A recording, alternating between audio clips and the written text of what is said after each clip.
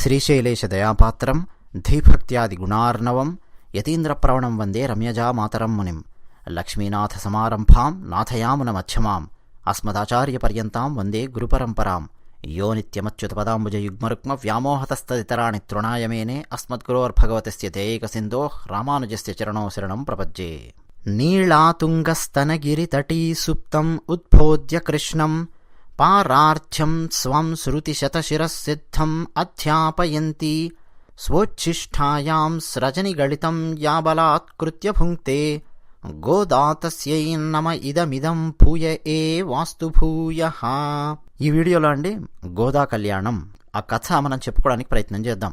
గోదా కళ్యాణం ఉత్కృష్టంగా రాసింది ఆముక్తమాల్యదలో శ్రీకృష్ణదేవరాయల వారు. ఆముక్తమాల్యదలో నుంచి కొంత తీసుకుంటాను, ఐతిహ్యం నుంచి కొంత తీసుకుంటాను, శ్రీవిల్లిపుత్తూరు చరిత్ర అక్కడి నుంచి కొంచెం తీసుకుంటాను, శ్రీరంగం శ్రీవిల్లిపుత్తూరు స్థల పురాణం అక్కడి నుంచి కొంచెం తీసుకుంటాను. రకరకాల ఇంటర్ప్రిటేషన్స్ ఉన్నాయి, ఎందరో గొప్ప గొప్ప వాళ్ళు వ్యాఖ్యానాలు రాశారు, అందులో నుంచి కొంత తీసుకుంటాను. అన్నింటినీ కలిపి ఒక సమాహారంగా చేసి ఆ కథను నా నేరేషన్ పద్ధతిలో నేను మీకు అందివ్వడానికి ప్రయత్నం చేస్తాను.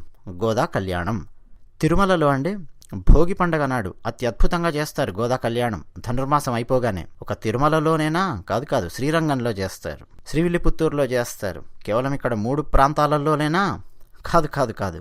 శ్రీ మహావిష్ణువు దేవాలయాలు ఎక్కడెక్కడైతే ఉన్నాయో శ్రీమన్నారాయణుడి దేవాలయాలు దక్షిణ భారతదేశంలో దాదాపు ప్రతి దేవాలయంలో కూడా గోదాదేవి కళ్యాణం చేసి తీరతారు ధనుర్మాసం చిట్ట చివరిలో.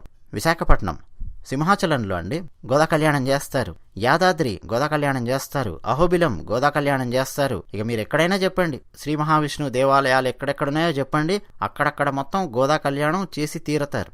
గోదాదేవి ఆమె భూదేవి అంశ, గోదాదేవి ఆండాళ్ అని కూడా ఆమెకి ఇంకొక పేరు. ఆ గోదాదేవి ఫోటో గురించి ఒక వీడియో ఆల్రెడీ ఇతిహాసం ఛానల్లో మేము పెట్టాం. ఆ ఫోటో ప్రాముఖ్యత ఏమిటి, ఏమేమి ఉన్నాయి ఆ ఫోటోలో, అవన్నీ కూడా వివరించడం జరిగింది. ఆ వీడియోస్ మీరు చూడాలనుకుంటే ఇతిహాసం ఛానల్లో వీడియోస్ ఉంటాయి. ఆ లింక్స్ ఈ వీడియో కింద డిస్క్రిప్షన్లో ఇస్తున్నాం, పిన్ చేసి పెట్టిన మొట్టమొదటి కామెంట్లో కూడా ఉంటాయి. తప్పకుండా ఆ వీడియోస్ చూడండి, చూస్తూ ఉండండి, చాలా విషయాలు మనకు తెలుస్తాయి. మన సంస్కృతిని మనం కాపాడుకునేది ఎలా అంటే ముందు సంస్కృతి గురించి తెలుసుకోవడం, అర్థం చేసుకోవడం. అందుకు ఆ వీడియోస్ అన్నీ కూడా మీకు ఉపయోగపడతాయి. గోదా కళ్యాణం ముందుగా అండి పాండ్య రాజ్యం లోపలికి మనం వెళదాం. మథురై, ప్రస్తుతం మథురై ఉంది కదా తమిళనాడులో, ఆ ప్రాంతం మథురైని రాజధానిగా చేసుకొని ఒక రాజు పరిపాలిస్తూ ఉన్నాడు, పాండ్యరాజు. కొన్ని గ్రంథాలలో పాండ్యరాజు అని ఉంటుంది, కొన్ని గ్రంథాలలో మత్స్యధ్వజుడు అని ఉంటుంది. ఆయన ధ్వజం మీద మత్స్యం ఉంటుంది, అందుకని చెప్పి మత్స్యధ్వజుడు అని చెప్పి పిలుస్తూ ఉంటారు అని కొంత. శ్రీకృష్ణదేవరాయల వారేమో ఆముక్తమాల్యదలో డైరెక్ట్గా మత్స్యధ్వజుడు అనే పేరు ఉపయోగించేశారు. కొన్ని పురాతనమైన గ్రంథాలలో వల్లభదేవుడు అని ఉంటుంది ఆ రాజుగారి పేరు. కొన్ని చోట్లనేమో పేరు రాయకుండా పాండ్యరాజు అని చెప్పి రాస్తూ ఉంటారు. ఆయన అండి ఒక రోజు ఆయన రాజ్యంలో తిరుగుతూ ఉన్నాడు. సరే, శ్రీకృష్ణదేవరాయల వారేమో ఆముక్తమాల్యదలో ఆయన ఒక వేశ్య దగ్గరికి వెళ్తూ ఉన్నాడు అలా రాసుకుంటూ వచ్చారు. కొన్ని చోట్లనేమో సుపరిపాలన అందివ్వడం కోసం మారువేషంలో ఆయన నగరంలో తిరుగుతూ ఉన్నాడు అని చెప్పి కొన్ని చోట్ల ఉంది. మొత్తం మీద రాజుగారు రాత్రిపూట అలా నగరంలో తిరుగుతూ ఉంటే ఒక బ్రాహ్మణుని ఇంటి బయట ఇంకెవరో వేరే దేశం నుంచి వచ్చిన బ్రాహ్మణుడు అరుగు మీద కూర్చొని ఉన్నాడు. ఆ ఇంట్లో ఉన్న బ్రాహ్మణుడు వేరే ఊరు నుంచి వచ్చిన బ్రాహ్మణుడు కూర్చొని భోజనం చేశారు, తాంబూలం వేసుకున్నారు, కూర్చొని అరుగు మీద ఏదో పిచ్చాపాటి మాట్లాడుకుంటూ ఉన్నారు. మామూలుగా మనం ఏం చేస్తాం, మనం అంటే నాలాంటి వాడు అందాం. మిమ్మల్ని అనను, వింటున్నా మీరు చాలా మంచివాళ్ళు, భగవద్భక్తులు, మిమ్మల్ని నేను అనట్లేదు. ఏం చేస్తాం, ఏమైంది రాజకీయాలు, జగనన్న ఏమన్నాడు, చంద్రన్న ఏమన్నాడు, మోడీ ఏమంటున్నాడు, వ్యాక్సిన్ ఎలా ఇస్తారట ఏంటి, కేసీఆర్ తాత ఏమంటున్నాడు, లేకపోతే క్రికెట్ ఏమైంది, టెస్ట్ మ్యాచ్ ఏమైంది, ఇవి మాట్లాడుతూ ఉంటాం. అంటే ఈ లోకంలో ఉండే విషయాలన్నీ మాట్లాడుతూ ఉంటాం. లేదు అంటే షేర్ మార్కెట్లో ఫలానా టిక్కర్ ఏమైంది అసలు చెప్పు, దాని టిక్కర్ ఏంటి, కింద పడుతుందా పైకి లేస్తుందా ఏంటి దాని పరిస్థితి, ఆ షేర్ పరిస్థితి, కొంటే బెటరా కొనకపోతే బెటరా, రియల్ ఎస్టేట్ ఏంటి పరిస్థితి ఇప్పుడు 2021లో, కొత్త ఉద్యోగాలు వస్తాయటనా, ఆన్లైన్ చదువులేనా, ఇవే మాట్లాడుతుంటాం, అవునా. అయితే ఆ వేరే దేశం నుంచి వచ్చిన బ్రాహ్మణుడు అరుగు మీద కూర్చొని ఆ ఇంట్లో ఉన్న బ్రాహ్మణుడితో ఏం మాట్లాడుతున్నాడంటే ఒక అద్భుతమైన శ్లోకం చెప్పాడు. దాన్ని శ్రీకృష్ణదేవరాయల వారు చక్కగా తెలుగులో కూడా రాశారు. ఒక శ్లోకాన్ని పఠించాడు. ఆ శ్లోకం అర్థం ఏంటంటే, మానవులు వర్ష ఋతువులో విశ్రాంతి కోసం మిగతా 8 నెలలు కష్టపడాలి, శ్రమించాలి. రాత్రి సుఖంగా నిద్రపోవాలంటే ఉదయమంతా శ్రమించాలి. వృద్ధాప్యంలో విశ్రాంతి తీసుకోవాలంటే యవ్వనంలో శ్రమించాలి. శరీరం అవసాన దశకు అంటే చిట్ట చివరి దశకు వస్తూ ఉన్నప్పుడు, అంటే శరీరం వదిలేసిన తర్వాత ఏదో జరగబోతోంది. ఏం జరగబోతోంది అనేది ఆ బ్రాహ్మణుడు చెప్పలేదు. శరీరం వదిలేసిన తర్వాత జరగబోయే మంచి కోసం ఈ శరీరం ఉన్నప్పుడే శ్రమించాలి అని చెప్పి అన్నాడండి. మహారాజు ఠక్కున ఆగిపోయాడు. ఆ శ్లోకాన్ని మననం చేసుకున్నాడు. ఏమిటి? మానవులు వర్షాకాలంలో పనిచేయలేరు, విపరీతమైన వర్షాలు అవన్నీ పడుతూ ఉంటే. ఎందుకనంటే అప్పుడు ఎక్కువ పాడి పంట ఉన్నటువంటి ప్రాంతాలు మన భారతదేశంలో రాజ్యాలు. నిజమే కదా, వర్షాలలో పనిచేయలేరు. ఆ 4 నెలలు విశ్రాంతిగా ఉండాలంటే ముందు ఇంట్లో తినడానికి ఉప్పు, పప్పు, బియ్యం, బెల్లం అన్నీ ఉండాలి. అవన్నీ ఉండాలంటే మిగతా 8 నెలలు కష్టపడితే వర్షాకాలంలో ఉన్న 4 నెలలు బయటికెళ్ళి కష్టపడకపోయినా సరే ఇంట్లో డబ్బో తిండో ఏదో ఉంటుంది. నిజమే. రాత్రిపూట సుఖంగా నిద్రపోవాలి అంటే ఎలా నిద్రపడుతుంది? ఉదయం శ్రమిస్తే కష్టపడితే రాత్రిపూట నిద్రపడుతుంది. వృద్ధాప్యంలో విశ్రాంతిగా ప్రశాంతంగా ఉండాలి రిటైర్ అయిన తర్వాత అంటే యవ్వనంలో ఉన్నప్పుడు కష్టపడాలి. నిజమే. ఈ శరీరం వదిలేసిన తర్వాత ఆ తర్వాత ఆత్మ మిగిలేది. ఆ తర్వాత ఏదో మంచి జరగాలి అంటే ఈ శరీరం ఉన్నప్పుడే కష్టపడాలి అని చెప్పి అంటున్నాడు. ఏం కష్టపడాలి, ఏం చేయాలి అని చెప్పి రాజు ఆలోచించాడు. ఇంటికి వెళ్ళాడు, పడుకున్నాడు, నిద్ర పట్టడం లేదు. ఈ శరీరం వదిలేసిన తర్వాత మనం దేన్ని పొందాలి? శరీరం వదిలేసిన తర్వాత మనం ఎక్కడికి వెళతాం? అసలు మనం అంటే ఏమిటి? అసలు నేను అంటే ఏమిటి? అసలు పరతత్వ దైవం ఎవరు? ఈ శరీరం వదిలేసిన తర్వాత ఆ పరతత్వ దైవం దగ్గరికి వెళ్ళడానికి మనం ఏం చేయాలి? మన పక్కనే ఉన్నాడా? మనమే దైవమా? అసలు ఎందుకు ఈ శరీరం? ఇవన్నీ అండి రకరకాలుగా ఆ రాజు ఆలోచిస్తూ ఉన్నాడు. ఆలోచించి రాజపురోహితుడిని పిలిపించాడు. పరతత్వ దైవం ఎవరు అని చెప్పి, నాకు కావాలి, పండితులందరినీ పిలిపించండి, విద్వాంసులను పిలిపించండి, జ్ఞానులు ఎవరెవరైతే ఉన్నారో వాళ్ళందరినీ పిలిపించండి, అవసరమైతే చాటింపు వెయ్యండి, వాళ్ళొచ్చి నాకు పరతత్వ దైవం ఎవరు నాకు నిరూపించి చెప్పాలి. అది కూడా ఎలా పడితే అలా నిరూపించడం కాదు.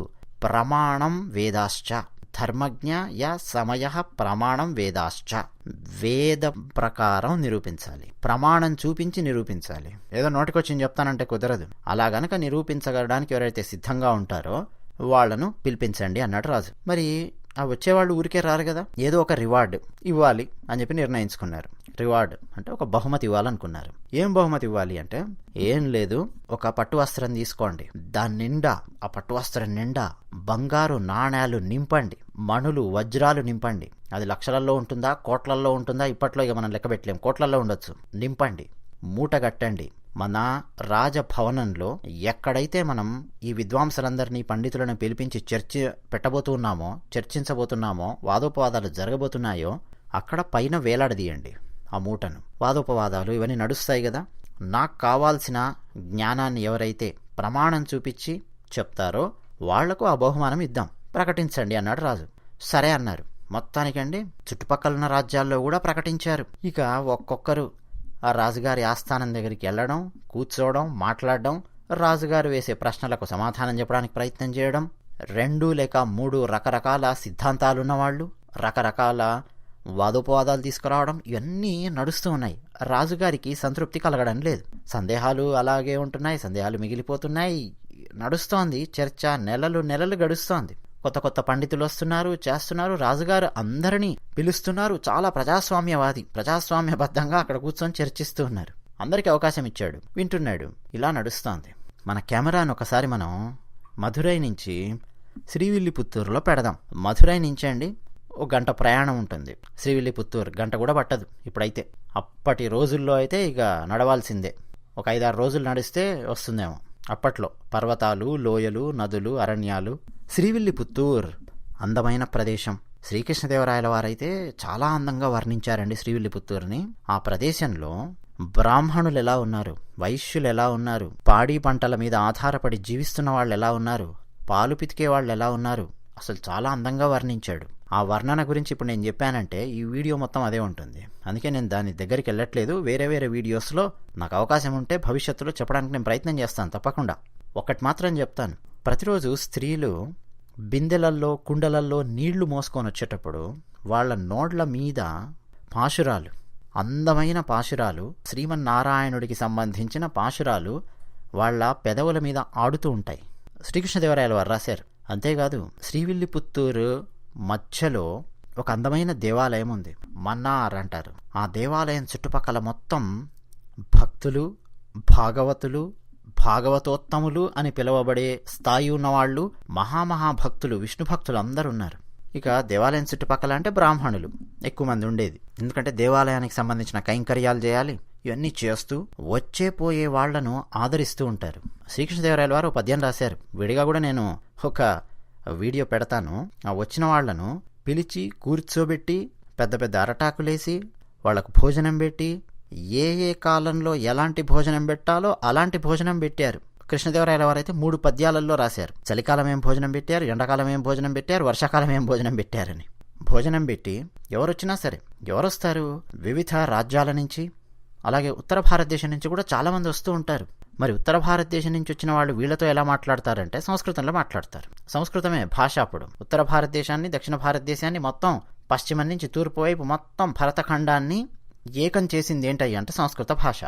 సంస్కృత భాషలో మాట్లాడుతుండేవాళ్ళు. ఎన్ని రోజులంటే అన్ని రోజులు ఉండండి మా ఇంట్లో అని చెప్పి ఉంచుకొని వాళ్ళకి భోజనం పెట్టి వాళ్ళకి దర్శనం చేయించి అవసరమైతే వచ్చిన వాళ్లకు వీళ్ళ దగ్గర ఉన్న డబ్బులు కొన్ని ఇచ్చి, ఇదిగో ఈ డబ్బులు కూడా తీసుకోండి, మీరు ఇక్కడి నుంచి అక్కడెక్కడో వెళ్తున్నారు కదా, ఏ చిదంబరమో, ఏ శ్రీరంగమో, ఏ కన్యాకుమారి వైపు ఎటో వెళ్తున్నారు కదా, ఇదిగో తీసుకోండి, ఏదో మా దగ్గర కాస్త డబ్బులున్నాయి, ఇవి తీసుకొని మధ్యలో మీరు దారిలో ఖర్చు పెట్టుకోండి. ప్రతి ఊరు కూడా శ్రీవిల్లిపుత్తూరులాగా మీకు భోజనం పెట్టకపోవచ్చు, అంత అవకాశం ఉండకపోవచ్చు. మధ్యలో ఎవరైనా ఏ పూటకుళ్ళ ఇళ్ళో ఏవో ఉంటాయి, వాళ్ళు డబ్బులు తీసుకోండి ఈ డబ్బులు అని ఎదురు డబ్బులు ఇచ్చి శ్రీవిల్లిపుత్తూరులో ఉన్నటువంటి వాళ్ళు ఆ వచ్చిన అతిథులను అతిథి సేవ చేసి పంపిస్తూ ఉండేవాళ్ళు. వాళ్లలో ఒక ఆయన ఉన్నాడు. ఆయన పేరు భట్టనాథుడు, విష్ణు చిత్తుడు, మరో పేరు పెరియాళ్వార్ అని చెప్పి ఆ తర్వాత పిలిచారు. అప్పటికి ఇంకా ఆయనకు పెరియాళ్వార్ అనే పేరు లేదు. విష్ణు చిత్తుడు ఆయన కూడా ఆ బ్రాహ్మణులలో ఆయన ఒకడు. ఆయన ఏం చేస్తుండేవాడంటే మాలాకారుడు. ఒక పెద్ద దేవాలయం ఉంది అంటే ఇంకా ఆ దేవాలయంలో చాలా చాలా కైంకర్యాలు అవసరం అవుతాయి. ప్రధాన అర్చకులుంటారు, విడివిడిగా మళ్ళీ ఏ గరుత్మంతుడో హనుమంతుడో ఉంటాయి కదా అన్ని దేవాలయాలు, వాటిలో పనిచేసే అర్చకులు ఉంటారు, పాటలు పాడేవాళ్ళు ఉంటారు, పువ్వులు గుచ్చేవాళ్ళు ఉంటారు, దేవాలయం కోసం మాత్రమే ఉంచిన తోటను పెంచేవాళ్ళుంటారు, గోశాలను చూసుకునేవాళ్ళుంటారు, తులసి వనాన్ని చూసుకునే వాళ్ళు ఉంటారు, నీళ్లు తెచ్చేవాళ్ళు ఉంటారు. అబ్బో చాలామంది ఉంటారు. అందులో ఈయన చేసే పని ఏంటంటే మాలాకారుడు తోటను పెంచి ఆ తోటలో ఉన్న పూలు, ఎక్కువగా ఆ తోటలో ఉండేది ఏంటయ్యా అంటే తులసి దళాలు, తులసి వనం. ఆ తులసి దళాలు పువ్వులు తీసుకొచ్చి వాటిని అద్భుతమైన దండలుగా కుచ్చి తీసుకెళ్లి వటపత్రశాయికి అందిస్తూ ఉంటాడు. ప్రతిరోజు ఆయన పని ఇదే అనమాట. ఇక వేరే ఇంకేం తెలియదు ఆయనకు ఏం చదువుకోలేదు, ఇతర జ్ఞానం లేదు, ఏమీ లేదు. ఆయనకు తెలిసింది ఒకటే, భక్తి. నేను వేరు, భగవంతుడు వేరు. నేను ఆ భగవంతుడి ముందు మోకరిల్లాలి, సాష్టాంగ ప్రణామం చెయ్యాలి. ఆ భగవంతుడికి నేను ఒక దాసుడిగా ఉండాలి.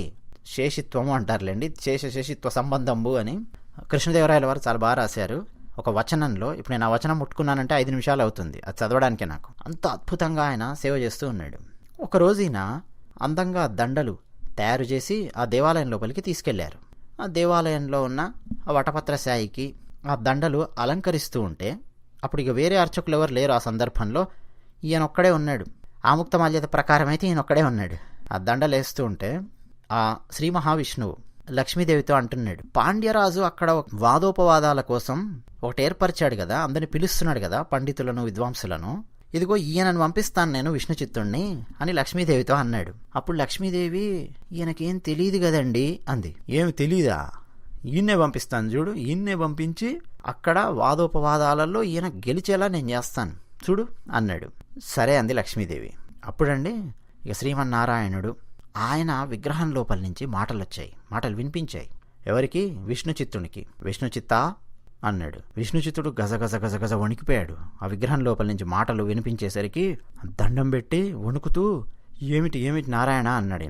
వెంటనే నారాయణుడు, విష్ణు చిత్త, మీ పాండ్య రాజ్యంలో రాజధానిలో అంటే మధురై అక్కడ ఒక సభ జరుగుతోంది, వాదోపవాదాలు జరుగుతూ ఉన్నాయి, అక్కడికి వెళ్ళు.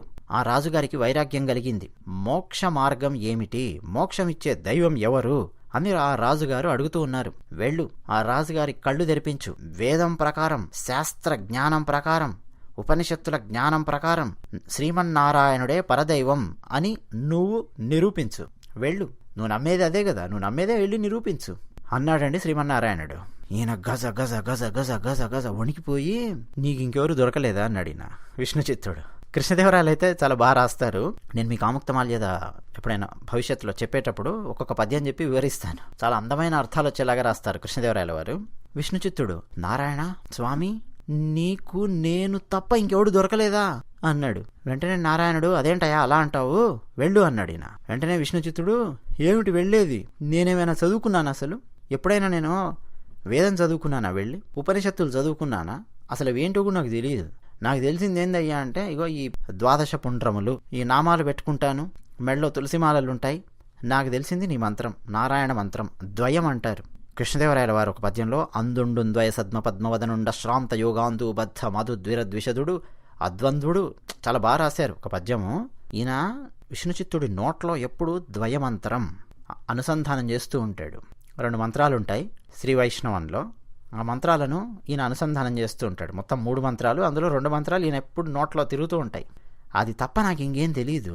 ఇంకా నాకు తెలిసింది ఏందయ్యా అంటే, ఆ పూలవనంలోకి వెళ్ళి పువ్వులు తీసుకొని రావడం, తులసిమాలలు తీసుకొని రావడం, కట్టడం, నీకు అలంకరించడం, ఏ ఏ ఉత్సవం అప్పుడు నీకు ఏ ఏ రకంగా దండలు అల్లాలో నాకు తెలుసు. ఇక నీ కాళ్ళ దగ్గర కూర్చొని ఉంటుంది అమ్మవారు, ఆమెకు ఏ ఏ సందర్భంలో ఏ ఏ ఉత్సవంలో ఏ ఏ దండలేయాలో అవన్నీ నాకు తెలుసు. అలాగే నీ పరివారం ఉందే, చక్రత్తాళ్వార్, గరుడాళ్వార్, విశ్వక్సేన ఆళ్వార్, పాంచజన్యము, నందకుడు, కౌమోదకి, ఇక వీళ్ళందరూ ఉన్నారు కదా నీ పరివారం, వాళ్లకు ఏ ఏ సందర్భంలో ఎలాంటి మాలలు వెయ్యాలో అది నాకు తెలుసు. అది చేయమంటే చేస్తాను.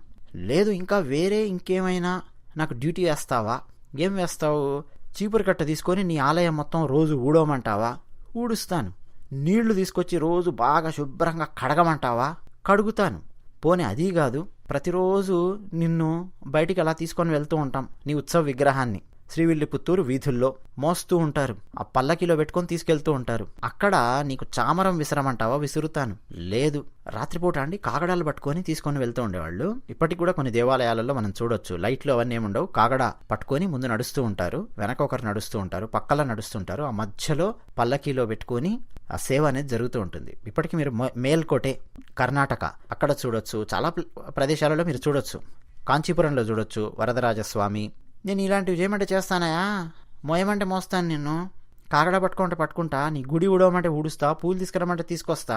నీ మంత్రం అది చదవడం తప్ప, ఏదో మా గురువుగారు ఒక ఆయన ఎవరో ఉపదేశించారు, నీ మంత్రం చదవడం తప్ప నాకు ఇంకేం తెలియదయా, వేదం చదువుకొని వాడిని నేను ఎలా వాదిస్తాను అన్నాడు విష్ణుచిత్తుడు. వెంటనే అండి శ్రీమన్నారాయణుడు, వెళతావా లేదా అన్నాడు. కంఠంలో సీరియస్నెస్ అంటాం కదా, గంభీరంగా, వెళ్తావా లేదా, నేను చెప్తుంటే, నేను ఆజ్ఞ ఇస్తుంటే నీకు వెళ్లకుండా మళ్ళీ నాకేంటో చెప్తున్నావేందా, నడు అన్నాడు శ్రీమన్నారాయణుడు. ఈయన గజ గజ గజ వణికిపోయాడు. అయ్యో ఇది ఎక్కడి కర్మ అనుకున్నాడు. ఇది ఎలా ఉందంటే అండి పరిస్థితి, పెద్ద యూనివర్సిటీని ఊహించుకోండి, ఏ ఉస్మానియా యూనివర్సిటీయో, ఆంధ్ర యూనివర్సిటీయో, హైదరాబాద్ సెంట్రల్ యూనివర్సిటీయో, జేఎన్యూఓ, సర్లేండి కొన్ని యూనివర్సిటీ ఇలా పేర్లు మనం చెప్పాలంటేనే ఇబ్బందికరంగా ఉంది భారతదేశంలో. హెచ్యూ గురించి కాదు, జేఎన్యూ గురించి అంటుంటే, వివేకానందుడి విగ్రహాన్ని విరక్కొట్టారు జేఎన్యూలో, అది నాకు ఇంకా గుర్తుంది. పెద్ద యూనివర్సిటీలో లేకపోతే ఒక పెద్ద కాన్ఫరెన్స్ హాల్ ఉంది, అందరూ పిహెచ్డీలు చేసిన వాళ్ళు వచ్చి కూర్చున్నారు, ఒక సబ్జెక్ట్ మీద చాలా సీరియస్గా వాదోపవాదాలు, చర్చలు జరుగుతూ ఉన్నాయి. పోనీ ఇప్పుడు మహమ్మారి 2020లో వచ్చింది కదా, దానికి సంబంధించింది ఇంకేదో కనుక్కున్నారు, ఏదో చేశారు, పెద్ద పెద్ద చర్చలు జరుగుతూ ఉన్నాయి, పిహెచ్డీలు చేసిన వాళ్ళు ఆ సబ్జెక్ట్లో మాట్లాడుతున్నారు. అసలు ఎప్పుడు స్కూల్కి వెళ్ళిన వాడిని, ఏం తెలియని వ్యక్తిని నువ్వు అక్కడ వెళ్ళి కూర్చొని వాదించు అంటే ఎలా ఉంటుంది ఈ వ్యక్తికి? అది విష్ణుచిత్తుడి పరిస్థితి. కానీ శ్రీమన్నారాయణుడి దగ్గరండి భక్తికి మించినటువంటి విద్య లేదు, భక్తికి మించిన సాధనం లేదు. వాళ్ళు ఎవరెవరైతే పండితులు, జ్ఞానులు, విద్వాంసులు, వేదం చదువుకున్న వాళ్ళు, ఉపనిషత్తులు చదువుకున్న వాళ్ళు, తర్కశాస్త్రం చదువుకున్న వాళ్ళు, ఎన్ని విద్యలైనా చదువుకోనివ్వండి, లక్ష్యం ఏమిటి, మూలం ఏమిటి, దాని దగ్గరికి ఎలా వెళ్ళాలి అన్న విషయం వాళ్లకు తెలియకపోతే వాళ్ళందరూ నాకు వ్యర్థం, నువ్వు నాకు కావాల్సిన వాడివి, వెళ్ళు. ఇది శ్రీమన్నారాయణుడి అంతరంగం.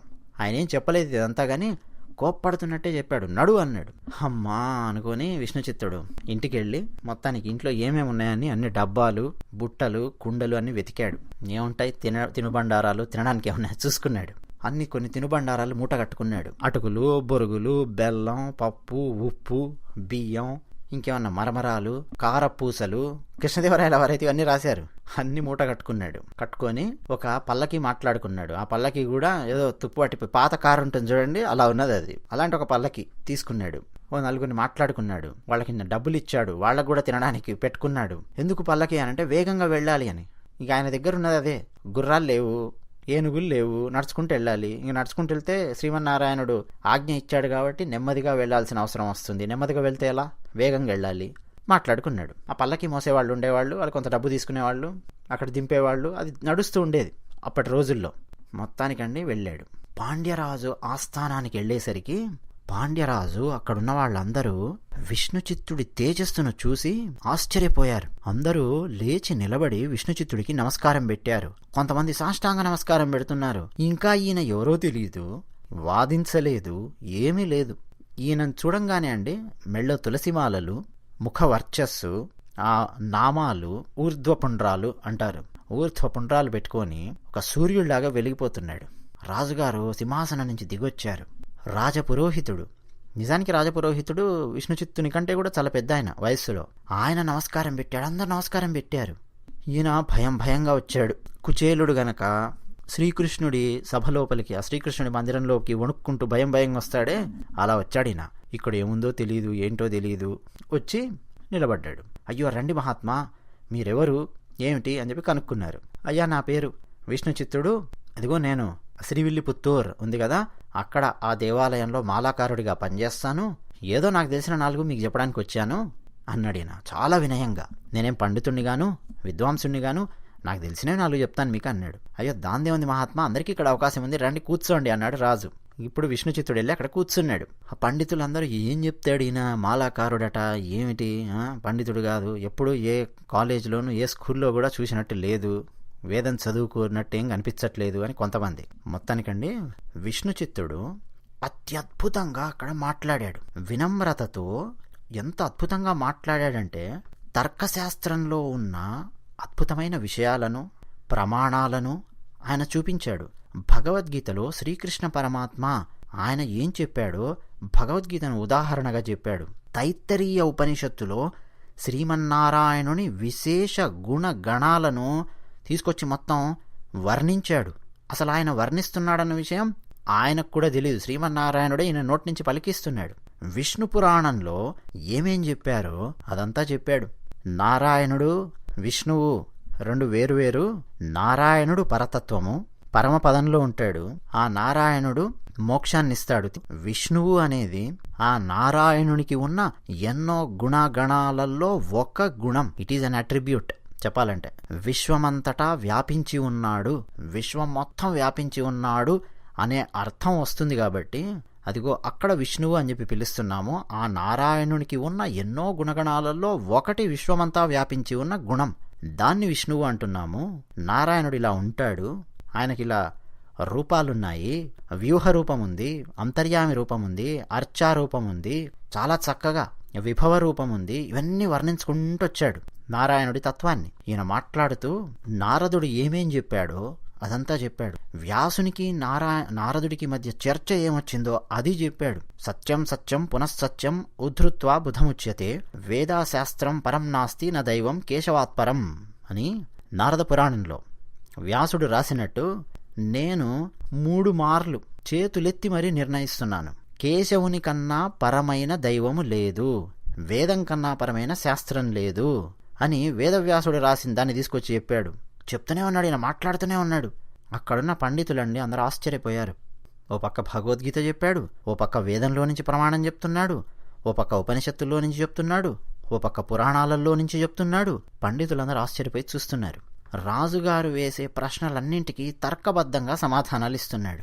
ఈ విశ్వం ఎలా జనించింది, ఎలా ముగిసిపోతుంది, శ్రీమన్నారాయణుడు ఈ విశ్వానికి ఎలా మూల కారణంగా ఉన్నాడు, ఆ మార్గంలోకి ఎలా పయనించాలి, ఇవన్నీ చెప్పాడు. రాజుగారి సందేహాలన్నీ తీరిపోయాయి. అదే భవనంలో పైన వేలాడదీశారు కదా ఒక పెద్ద మూటలో బంగారు నాణేలు పెట్టి, దానంతకదే అండి ఆ మూట ఎవరు కిందికి దింపలేదు. వచ్చి విష్ణుచిత్తుడు ఒక ఆసనంలో కూర్చొని ఉంటే, ఒక కుర్చీ ఆసనం ఈయన ఒళ్ళో వచ్చి పడింది. అందరు ఆశ్చర్యపోయి లేచి మొత్తం చప్పట్లు కొట్టారు. విష్ణుచిత్తుణ్ణి వేణోళ్ళ పొగిడారు. మహారాజు గారు కూడా విష్ణుచిత్తుడికి సాష్టాంగ ప్రణామం చేశాడు. అంటే మహారాజు గారు ఏం తీసుకొచ్చి ఇవ్వలేదు, ఆ బహుమతి దానంత అదే దైవ సంకల్పం వచ్చి విష్ణుచిత్తుడి ఒళ్ళో పడింది. అందరు ఆశ్చర్యపోయారు. మొత్తానికండి మహారాజు గారు ఈ డబ్బేమిటి రాండి అని చెప్పి విష్ణుచిత్తుణ్ణి కూర్చోబెట్టి ఆయనకు ఒక ఉత్సవం చేయాలి అని చెప్పి నిర్ణయం తీసుకున్నారు. ముందండి విష్ణుచిత్తుడికి అద్భుతమైన సన్మానం చేశారు. అక్కడే గజాన్ని, మామూలు గజం కాదు, మహారాజు గారు ఆయన ఊరేగే గజం ఉంటుంది, ఇంకెవరినెక్కనివ్వరు. ఆ గజాన్ని తీసుకొచ్చారు. విష్ణుచిత్తుణ్ణి ఆ గజం మీద కూర్చోబెట్టారు. గజారోహణ ఉత్సవం. మొత్తం ఎవరైతే పండితులు అక్కడికి వచ్చారో వాళ్లలో ఒక ఆయన గొడుగు పట్టుకున్నాడు, ఒక ఆయన చామరం పట్టుకున్నాడు, కొంతమంది ఏమో వాయిద్యాలు పట్టుకున్నారు. ఇక ఆయన ముందు నడుస్తున్నారు. కొంతమంది ఏమో పువ్వులు విసురుతూ ఉన్నారు. మహారాజు గారు చెప్పారు, మొత్తం మథురై ప్రస్తుతం మొత్తం మన రాజధానిలో గజారోహణ, ఈ విష్ణుచిత్తులు ఈ పండితుణ్ణి మొత్తం తిప్పండి, మహారాజు గారి సందేహాలన్నింటినీ నివృత్తి చేశాడు అని ప్రకటించండి అని చెప్పాడు రాజు. ఇక మొత్తానికంటే ఈయన తీసుకొని అలా అలా అలా అన్ని వీధుల్లో మొత్తం తిప్పారు. ఒక వీధి లోపలికి వచ్చాక గాలిలో శ్రీమన్నారాయణుడు గరుడాళ్వారి మీద ప్రత్యక్షం అయ్యాడు. శ్రీమన్నారాయణుడు, ఆయన పక్కనే దేవేరులు, శ్రీదేవి, భూదేవి గరుడాళ్వారి మీద కూర్చొని ఉన్నాడు. శంఖం, చక్రం, గద, పద్మం, అద్భుతంగా శ్రీమన్నారాయణుడు ఆకాశంలో ఈయనకు దర్శనమిచ్చాడు. ఆ దర్శనం ఇవ్వగానే మామూలుగా ఎవరైతే ఏం చేస్తారండి, ఆహా నాకు శ్రీమన్నారాయణుడు దర్శనమిచ్చాడు అని చెప్పి నమస్కారం పెట్టి కోరికలు అడుగుతారు, లేదు మోక్షం ఇవ్వు అని చెప్పి అడుగుతారు, లేదు ఇంకేం చేస్తారు చెప్పండి. మీరు ఊహించండి ఏం చేస్తారు. ఎవరైనా కానీ మీరు కొలిచే దైవం మీ ముందు ప్రత్యక్షం అయ్యాడండి, ఏం చేస్తారు మీరు ఆలోచించండి. ఈ ప్రశ్న మీ ఇంట్లో ఉన్న వాళ్ళకి వేయండి. పోనీ మీకు పరమశివుడు అంటే ఇష్టం, శివుడు ప్రత్యక్షం అయ్యాడనుకోండి, ఏం చేస్తారు ఆలోచించండి. ఆళ్వార్ అనే పదానికి అర్థం భగవంతుని భక్తిలో మునిగినవారు అని చెప్పి అర్థం. భగవంతుని భక్తి ఒక సముద్రం అయితే ఆ సముద్రం లోపలికి మునిగి దాని అడుగును, దాని లోతును చూసి మళ్ళీ బయటికొచ్చి ఇదిగోనయా ఇది సముద్రం యొక్క లోతు అని చెప్పిన వాళ్ళు ఆళ్వారులు. అలాంటి వాళ్ళు 12 మంది ఉన్నారు. ఆ 12 మందిలో ఈ విష్ణుచిత్తులు ఈయన కూడా ఒకరు. ఎందుకు భగవంతుని భక్తిలో మొనకలేసి పైకి తేలారు, ఎందుకు ఈయన ఆళ్వార్ అయ్యారు అంటే ఇది. శ్రీ మహావిష్ణువును ఆయన చూడగానే ఏమన్నాడు తెలుసా? ఎందుకు వచ్చావు నువ్వు అన్నాడు. ఎవరు? విష్ణుచిత్తుడు. నువ్వెందుకు వచ్చావా ఇక్కడికి, ఈ పాడు లోకంలోకి? ఈ పాడు లోకం, ఈ పాడు కళ్ళు ఇవన్నీ చూస్తాయి, పో పో అన్నాడిన. ఎవరైనా రా రా అంటారు కదా, పో పో అన్నాడిన. దాన్నే అండి పల్లాండు అని చెప్పి, పల్లాండు పల్లాండు పల్లాయిరత్తాండు పలకోడి నూరాయిరం మల్లాండ తిన్నోళ్ల మణివಣ್ణ ఉన్ సెవ్వడి సెవ్వి తిరుక్కాపు అని పల్లాండు పాడాడు, మంగళం పాడాడు. ఇప్పటికీ అండి విష్ణు దేవాలయాలన్నింటిలో కూడా ఈ పల్లాండు పాడుతూ ఉంటారు. తిరుమల, తిరుపతి, అక్కడుండే దాదాపు అన్ని విష్ణు దేవాలయాలలో, శ్రీ వెంకటేశ్వర స్వామివారి దేవాలయంతో సహా పెరియాళ్వార్ విష్ణుచిత్తుడు ఈయన రాసిన పల్లాండును ప్రతిరోజు మంగళంలో పాడుతూనే ఉంటారు. వెంకటేశ్వర స్వామి వారికి మంగళహారతి ఇచ్చేటప్పుడు ఇదిగో ఈ పల్లాండు పాడతారు. పల్లాండు పల్లాండు పల్లాయిరత్తాండు పలకోడి నూరాయిరం మల్లాండ తిండోళ్ల మణివಣ್ణ ఉన్ సెవ్వడి సెవ్వి తిరుక్కాపు అని మల్ల యోధులను జయించిన అత్యంత దృఢమైన భుజాలు కలిగిన ఓ మణివర్ణుడా, ఎన్నో ఏళ్ళు, ఎన్నో సంవత్సరాలు, కోట్లాది సంవత్సరాలు వర్ధిల్లుతూనే ఉండు. కానీ ఎర్రనైన నీ దివ్య పాదార విందాల యొక్క అందానికి ఏ దిష్టి తగలకుండా రక్ష కావాలి అన్నాడిన.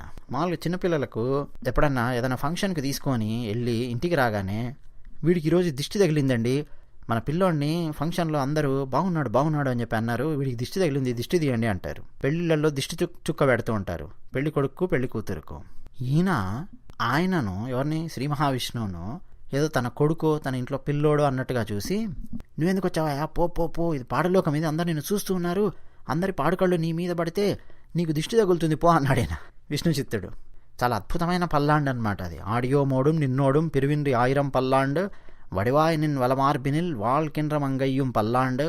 చాలా అద్భుతమైన పల్లాండు పాడాడిన. అంటే శ్రీ మహావిష్ణువు చేతుల్లో ఉన్న శంఖం, చక్రం, ఆ ఓంకార శబ్దం చేసే పాంచజన్యం అసలు ఎంత అందంగా అండి. ఆ శ్రీదేవి, భూదేవి అందరినీ కీర్తిస్తూ వీళ్ళందరితో నువ్వు చాలా అందంగా, ఆనందంగా వేల సంవత్సరాలు, కోట్ల సంవత్సరాలు నువ్వు వర్ధిల్లుతూనే ఉండాలి, నీకు ఎలాంటి దిష్టి తగలకూడదు అని చెప్పి ఈయన దిష్టి తీస్తున్నట్టు దిష్టి పాడాడు ఈయన. ఆ పల్లాండు మంగళం శ్రీ మహావిష్ణువు సరే వెళ్ళిపోయాడు. ఇంకా ఈయన అండి అక్కడి నుంచి వచ్చేసాడు శ్రీవిల్లిపుత్తూరుకు. ఇప్పుడు ఆ శుల్కం ఇచ్చారు కదా, బహుమతి, శుల్కం అనడం కంటే బహుమతి తీసుకొని ఏం చేయాలి? ఇప్పుడు వజ్రాలు, వైఢూర్యాలు, బంగారు నాణ్యాలు అన్నీ ఉన్నాయి. వాటన్నింటినీ మొత్తం అందరికీ పంచిపెట్టేశాడు. తీసుకోండి అయ్యా అని చెప్పి. ఇంకా శ్రీవిల్లిపుత్తూరుకు వచ్చేవాళ్ళు పోయేవాళ్ళు అతిథులు ఉంటారు కదా, అందరికీ పప్పు బెల్లాలు పంచిపెట్టినట్టు మొత్తం ఆ బంగారు నాణ్యాలను అందరికి, వచ్చిన వాళ్లకు, పోయేవాళ్లకు, ఇక వాళ్ళ ఊళ్ళో ఉండే పేదవాళ్లకు అందరికీ పంచేశాడు. మొత్తం 2-3 రోజుల్లో మొత్తం ఆయన ఇల్లు ఇంతకుముందు ఎలా ఉందో ఇప్పుడు అలా ఉంది. ఒక్క బంగారు నాణ్యం కూడా లేదు ఆయన దగ్గర. మొత్తం దానం చేశాడు. శ్రీ మహావిష్ణువు మంత్రము ద్వయము నా నోట్లో ఉంది. ఇక అది తప్ప నాకు ఇంకేం కావాలయా? శ్రీ మహావిష్ణువు మార్గంలో నేను పయనం చేస్తున్నాను, ప్రయాణిస్తున్నాను. ఈ డబ్బుతో నాకేం అవసరం? డబ్బు అవసరమే, ఎంత కావాలో అంత ఉంది నాకు, చాలు. ఏదో చేస్తున్నాను, మాలాకారుడు పని చేస్తున్నాను, ఏదో తింటున్నాను, వచ్చేవాళ్ళకి ఇంత పెడుతున్నాను, చాలు. ఇక దానికి కాకుండా మళ్ళీ ఇదంతా ఎందుకయ్యా నాకు? ఇదంతా ఉందంటే మళ్ళీ దీన్ని తీసుకెళ్లి షేర్ మార్కెట్లో పెట్టాలా, రియల్ ఎస్టేట్లో పెట్టాలా, ఇంకో ఇల్లు కొనాలా, ఐటీ రైడ్ అవుతుందా, లేకపోతే రాజకీయాల్లోకి దిగాలనిపించవచ్చు, చాలాసార్లు అనిపించవచ్చు కదండి డబ్బులు ఉంటే. ఎందుకు ఇదంతా? మోక్ష మార్గంలో వెళ్ళేవాడికి మొత్తం దానం చేశాడు. ఆ తర్వాత ఒకరోజు ఈయన తులసి వనంలో తవ్వుతూ ఉన్నాడు. ఏదో నీళ్లు వద్దాం పాదుకి అని. ఒక తులసి చెట్టు కింద ఒక అమ్మాయి, దేదీప్యమైన కాంతితో ఒక అమ్మాయి కనిపించింది. చిన్న పాప పడుకొని. జనక మహారాజుకు సీతాదేవి దొరికినట్టు ఈయనకండి ఆ పాప దొరికింది. ఆ పాపను చేతుల్లోకి తీసుకున్నాడు. ఒక విచిత్రమైన అనుభూతి కలిగింది నాకు. ఇదేంటి ఈ పాప? ఎవరి అమ్మాయి? ఇంత దేదీప్యమైన కాంతితో ఇక్కడుంది ఏమిటి? ఇంత కాంతిపుంజం ఉంది ఏంటి ఈ అమ్మాయి చుట్టూ అని చెప్పి ఆశ్చర్యపోయాడు. మొత్తానికి అటు ఇటు చూస్తే ఎవరు లేరు. శ్రీవిల్లిపుత్తూరుకి ఎవరు రారు. ఆ వచ్చిన అతిథులు ఎవరో కూడా ప్రతి ఒక్కరు ఆ దేవాలయంలో ఉన్న వాళ్ళందరికీ తెలుసు ఈ అమ్మాయి ఎవరో దైవాంశ సంభూతురాలు అని. ఆమెను ఇంటికి తీసుకొని వెళ్ళాడు. తీసుకొని వెళ్ళి ఆమెకు కోదై అని పేరు పెట్టాడు. కోదై. కోదై అంటే సరే చాలా చాలా అర్థాలు చెప్తారు. గోదాదేవి గోదాదేవి అని చెప్పి మనం అంటున్నామే, కోదానే గోదా అయ్యింది. మొత్తానికి ఆమెను ఇంటికి తీసుకొచ్చి పెంచడం మొదలు పెట్టాడు. ఆమె కూడా అండి రోజు రోజు ఆమె పెరగడంతో పాటు భక్తి కూడా పెరుగుతుంది. ఆమె ఒక దశ వచ్చేసరికి భగవంతుడే నా భర్త అన్న భావన ఆమెకు వచ్చేసింది. ప్రతిరోజు ఈయన దేవాలయానికి ఆ పువ్వుల దండలు తీసుకొని వెళుతూ ఉంటే ఆయన ఆ పూల దండలు కుచ్చి ఇంట్లో పెట్టిన తర్వాత ఈమె ఆయనకు తెలియకుండా తన మెళ్ళో వేసుకొని అద్దంలోనూ బావిలోనూ చూసుకుంటూ ఉండేది. ఆహా నేను ఎంత అందంగా ఉన్నాను అని చెప్పి చూసుకుంటూ ఉండేది. మొత్తానికి కోదై, కోదా అంటే పూమాల అని చెప్పి అర్థం. ఆ కోదయ్యే మనం తెలుగులో గోదా గోదా గోదాదేవి అని చెప్పి పిలుస్తూ ఉన్నాం. ఈమె ఏం చేసేదంటే ఇక రోజు పెరుగుతూ చాలా చక్కగా శ్రీకృష్ణుడి గురించి పాటలు పాడుతూ భక్తి సామ్రాజ్యాన్ని ఏలుతూ ఇంట్లో తన తండ్రి లేనప్పుడు తండ్రి కట్టిన మాలలను ఎవరికోసం కడతాడు? తండ్రి మాలలను ఆ భగవంతుడి కోసం కడతాడు, అంతే కదా. ఆ మాలలను ఆమె మెళ్ళో వేసుకొని ధరించి చూసుకునేది. ఆ పక్కనే బావి ఉండేది. ఆ బావిలో చూసుకొని తన సౌందర్యాన్ని, ఆహా ఎంత బాగుంది ఈ దండ అని చెప్పి అనుకునేది. మళ్ళీ ఆయన వచ్చే లోపల ఆ దండల్ని మళ్ళీ తీసి బుట్టలో పెట్టేది. ఆయనకు పాపం తెలియదు విష్ణుచిత్తునికి. ఆ బుట్ట తీసుకొని వెళ్ళేవాడు. ఆ మాలలను పెరుమాళ్కు సమర్పిస్తూ ఉండేవాళ్ళు ప్రతిరోజు. ఇలా కొంతకాలం గడుస్తూ ఉంది. ఒకరోజు ఈయన విష్ణుచిత్తుడు ఆ మాలలను పెరుమాళ్కు సమర్పించక ముందు గమనించాడు. ఆండాళ్ళు దండలను ధరించడం చూశాడు. ఆండాళ్ళన గోదాదేవి అన్న ఒక్కరే ధరించడం చూశాడు. ఈయన బాధపడ్డాడు, ఏడ్చాడు. ఆమెను ఎందుకమ్మా ఇలా చేస్తున్నావు అని చెప్పి కోప్పడ్డాడు. ఆ రోజు ఇక పెరుమాళ్కు దండలను సమర్పించలేదు. ఈ దండల్ని నేను తీసుకెళ్ళి ఎక్కడ సమర్పించాలి, సమయం అయిపోయింది, ఇప్పుడు మళ్ళీ నేను పూలు తీసుకురావాలి, కట్టాలి అని చెప్పి పట్టించుకోలేదు. మొత్తానికి నిద్రపోయాడు. ఆ రోజు రాత్రి కలలో ఆయనకు పెరుమాళ్ళు కనిపించాడు. శ్రీరంగనాథుడు కనిపించాడు. ఏమయ్యా ఈరోజు దండలు తీసుకురాలేదేంటి విష్ణుచిత్త అన్నాడు. స్వామి దండలు తెలుసు కదా మీకెందుకు సమర్పించలేదో, మా అమ్మాయి కోద ఆమె ధరించి అక్కడ పక్కన పెట్టేసింది. ఒకసారి ధరించి పక్కన పెట్టారు అంటే వాటిని ఉచ్చిష్టములు అంటారు, ఎంగిలయ్యాయి అని చెప్పి అర్థము. అలాంటివి తీసుకొచ్చి నీకెలా నేను సమర్పిస్తానయ్యా, అందుకే తీసుకురాలేదు అన్నాడు ఈయన. దానికి వెంటనే రంగనాథుడు, నాకు ఆ మాలలే ఇష్టం, ఆ గోద ఆమె ధరించి విడిచిపెట్టిన మాలలే నాకు ఇష్టం, వాటిని తీసుకొచ్చి నాకు సమర్పించు. రేపొద్దున నువ్వు మళ్ళీ పూలదండలు కడతావు కదా, ముందు నీ కూతురు మెళ్ళో వేయి, ఆ తర్వాత అవి తీసుకొచ్చి నాకు సమర్పించు అన్నాడు. ఆ దండలు నాకు కావాలి, తీసుకురా అన్నాడు. మొత్తానికండి ఆ దండలను తీసుకొని ప్రతిరోజు సమర్పించడం మొదలెట్టాడు విష్ణుచిత్తుడు. ఆండాళ్ అంటే ఏంటనుకున్నారు అర్థము? నన్ను రక్షించడానికి వచ్చిన ఆమె అని చెప్పి అర్థం.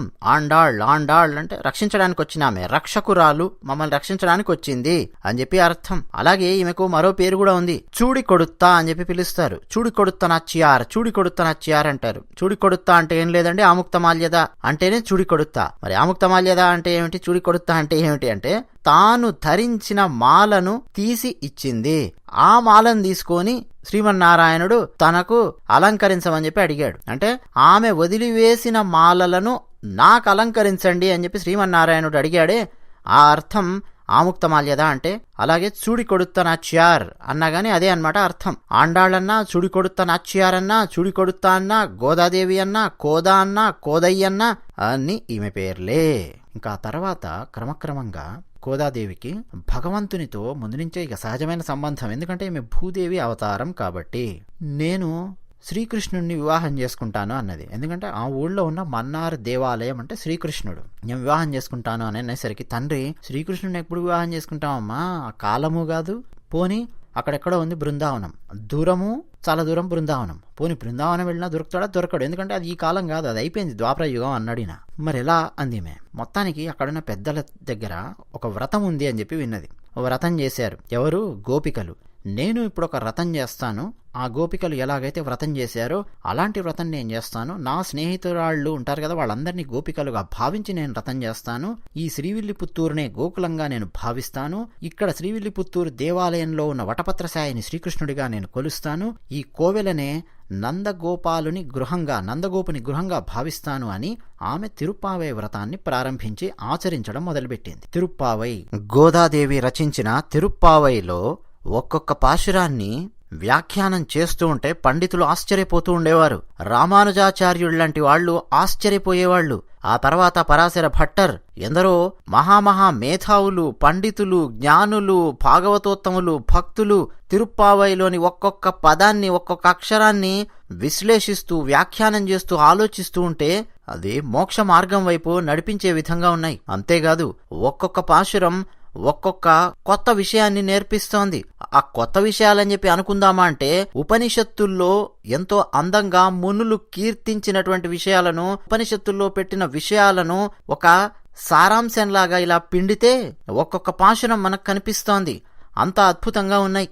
ఒక పాశురంలో అయితే గోదాదేవి విడిగా శ్రీమన్నారాయణుణ్ణి అర్చించకూడదు, శ్రీమన్నారాయణుణ్ణి అమ్మవారితో కలిపి అర్చించాలి అన్న బోధ చేసింది. ఒక పాశురంలో అయితే గురువుగారి ఉపదేశం తీసుకొని ఆ ఉపదేశము ద్వారా నారాయణ తత్వాన్ని అర్థం చేసుకొని అలా మోక్ష మార్గంలోకి పయనించాలి అని చెప్పి ఉద్బోధ చేసింది. ఆమె ఇలా ఉద్బోధ చేస్తున్నట్టు కనిపించదు. ఒక్కొక్క పాశురం మనం చదువుతుంటే మామూలుగా పాట పాడుకుంటున్నట్టు అలా అనిపిస్తుంది. కొన్ని పాశురాలైతే స్నేహితురాళ్లను నిద్రలేపుతూ లే ఇంకా నిద్ర పడుకొనే ఉన్నావేమిటి లే అని ఇతర గోపికలను నిద్ర లేపుతున్నట్టుగానే అనిపిస్తాయి కొన్ని పాశురాలు. కానీ ఒక్కొక్క పాశురంలో ఒక్కొక్క అందమైన, అద్భుతమైన, లోతైన అర్థం దాగి ఉంది. ఇక ఎప్పుడు భగవంతునికి మంగళాశాసనాలు చెయ్యాలి అని ఒక పాశురంలో మనకు కనిపిస్తుంది. గోదాదేవి అండి, ఆమె రాసినటువంటి పాశురాలలో తత్వం ఎలా ఉంటుందంటే, మనం పొందవలసిందేమిటి, భగవంతుడు. అది పొందేలా చేసేవాడేవాడు, భగవంతుడు. పొందవలసిన మార్గం ఏమిటి, భగవంతుడు అని చెప్పి ఉద్బోధ చేసింది. ఇప్పుడు మనం ఒక ఊరి నుంచి మరో ఊరికి వెళ్ళాలనుకోండి, ఎక్కడికి వెళ్తున్నావు అయ్యా అని చెప్పి అడిగితే నేను ఫలానా ఊరికి వెళ్తున్నాను అంటారు. ఎందుకు వెళ్తున్నావు, ఏదో కారణం చెప్తారు. ఎలా వెళ్తున్నావు, బస్సో, ట్రైనో, ఫ్లైటో ఏదో చెప్తారు, కారో ఏదో చెప్తారు. ఆండాళ్ళండి, నువ్వు వెళ్లాల్సిన ఊరు భగవంతుడు, వెళ్ళవలసిన మార్గం భగవంతుడు, ఉపయోగించాల్సిన వాహనం భగవంతుని నామస్మరణ. దీన్ని ఉద్బోధ చేసింది ఆమె రాసినటువంటి పాశురాలలో. చాలా అద్భుతమైన పాశురాలు అవన్నీ కూడా. ఆ 30 పాశురాలు కూడా అండి, ఒక పాశురం అయితే భగవంతుణ్ణి విడిగా ఎప్పుడు మీరు అర్చించకూడదు, భగవంతుణ్ణి ఆశ్రయించుకొని ఉన్న దాసులు ఎవరైతే ఉంటారో వాళ్ళందరితో కలిపి మీరు అర్చించాలి అని చెప్పింది. అంటే భగవంతునికి ఉండే ద్వారపాలకులు, శ్రీమన్నారాయణుడు ఉన్నాడనుకోండి, జయ విజయ, జయ విజయులు ద్వారపాలకులు.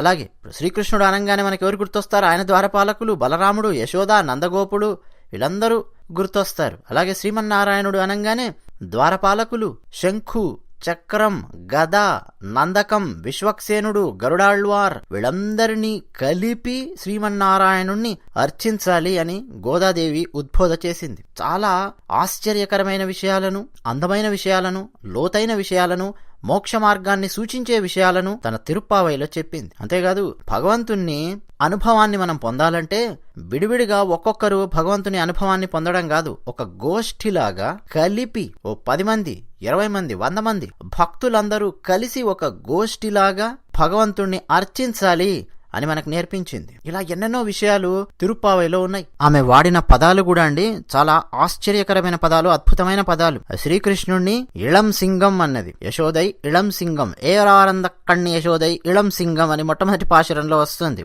చిన్న సింహపిల్లలాగా గెంతులేస్తూ ఉన్నాడు యశోద దగ్గర అని చాలా అందమైన పదాలు ఆమె వాడినవి కూడా. కానీ సాహిత్యపు కోణంలో చూస్తే చాలా అందమైన పదాలు అలా కనిపిస్తాయి. భక్తి భావనతో చూస్తే అవే పదాలు మరో రకంగా కనిపిస్తాయి. మోక్ష మార్గంలోకి పయనిస్తూ చూస్తే ఆ పదాలు మరో రకంగా కనిపిస్తాయి. మోక్ష మార్గాన్ని సూచించే విధంగా, చూపించే విధంగా ఆ పదాలు మనకు కనిపిస్తాయి తిరుప్పావైలో. మీలో ఎంతమంది తిరుప్పావై పాశురాలు చదివారో లేదో నాకు తెలియదు, విన్నారో లేదో నాకు తెలియదు. ఎప్పుడైనా అవకాశం ఉంటే వినండి. చాలా అద్భుతమైన సాహిత్యం. ద్రవిడ ప్రబంధంలో, నాలాయిర దివ్య ప్రబంధంలో తిరుప్పావైకి అత్యంత కీలకమైన స్థానం ఉంది. అంతేకాదండి, ఆమె నాచ్యారు తిరుమొళి అని 143 పాశురాలను ఆండాళ్లు రచించారు. వారణమాయిరం అని మీరు విన్నారో లేదో, వారణమాయిరం అనేది ఒక సేవలాగా చేస్తూ ఉంటారు, తిరుమలలో చేస్తూ ఉంటారు.